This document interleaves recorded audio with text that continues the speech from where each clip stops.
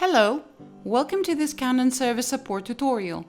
In this video tutorial, we will show you how to resolve printing defects such as white or missing lines on the output paper by cleaning the dustproof glass. Start by turning off the machine using the side power switch. Wait until the machine is fully powered down and then unplug it from the power source. Next, open the front cover and remove the blue cleaning stick that is placed behind the door. Slowly insert the cleaning stick in each of the slots that are located directly above each of the 4 lower numbers.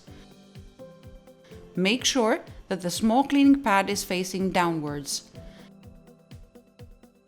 Gently move the stick back and forth a few times. Repeat the process for each slot.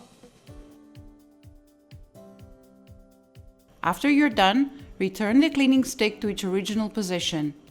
Close the front cover. Reconnect the plug and turn the machine on from the side power switch. Perform a test print to see if the issue is now fixed. If these steps do not resolve the issue, you may need to contact Canon support for further assistance. They can help you troubleshoot the issue and determine if any parts need to be replaced. Thank you for watching and see you next time.